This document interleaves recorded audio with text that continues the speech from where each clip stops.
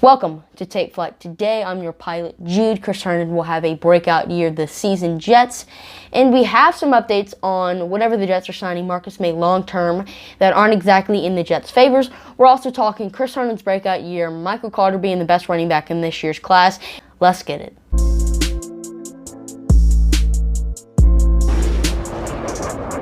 We have new developments in the case titled, "Are the New York Jets going to sign Marcus Maye to a long-term deal?" And the new developments aren't exactly in the Jets' favor, so Jets insider Rich Cimini thinks that the Jets value a contract for Marcus Maye at around $11.25 million, but because of the franchise tag, Maye and his agent value a contract for Maye at around $14 million. Now, Maye's a top 10 safety in the NFL, and he deserves to get paid like one, which is somewhere around $11 to $12.5 million. John Johnson, a safety who plays at the same level as Maye, got a contract worth $11.25 million a year, and they play at the same level. That's a reasonable contract for Maye, but he wants $14 million, which would essentially pay him like a top 4 safety in the NFL, and I don't think he's there yet. I don't think Maye's a top 4 safety in the NFL. And normally when a player gets a big payday, they are coming off of the rookie deals. They're about to enter their prime, and they might get a little bit extra money, but it's okay because they're going to end up, becoming better players, and that money is going to be well earned. But in Maye's case, he's 28 years old, and by the time his deal is going to be done, he's going to be in his 30s. And normally when players get into their 30s, they become worse, not better. So essentially overpaying by like $3 to $2 million for Maye and him not earning that extra money is just not going to be worth it. And we know Joe Douglas doesn't like to overpay for players. So if it's true that Marcus Maye wants $14 million, I don't think he's going to sign with the New York Jets long term. I think he's just going to play on this franchise tag and end up signing with like the Buccaneers or someone next season.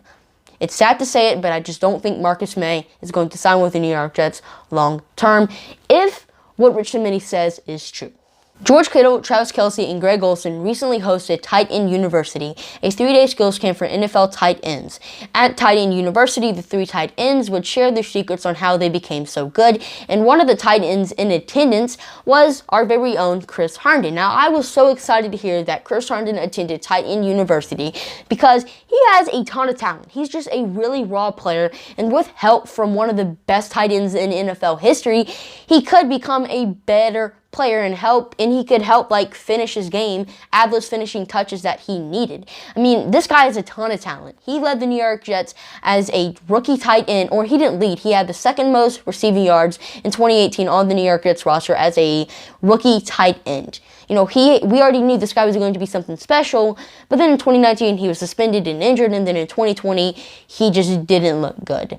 And so with help from some of the best tight ends in NFL history, maybe Herndon can become a better player and have a breakout season in 2021. So CBS Sports recently ranked the rookie running backs by who will be the most productive in 2021.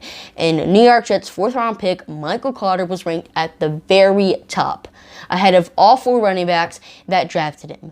Now, this isn't a list on who's going to be the best running back in the class. It's going to be who's going to be the most productive in their rookie season, and it makes sense to why Sermon, Etienne, and Williams aren't ranked very high because, well, they're going to be splitting touches. And so is Michael Carter. He might be number 1 on the depth chart, but the Jets are going to have a running back by committee this season, meaning Carter might be number 1 on the depth chart, but expect Johnson to get more touches and Coleman to get more yards. And that means, or it doesn't mean it, but it just leads to the point that Harris is going to be getting full touches. He's going to be the starting running back.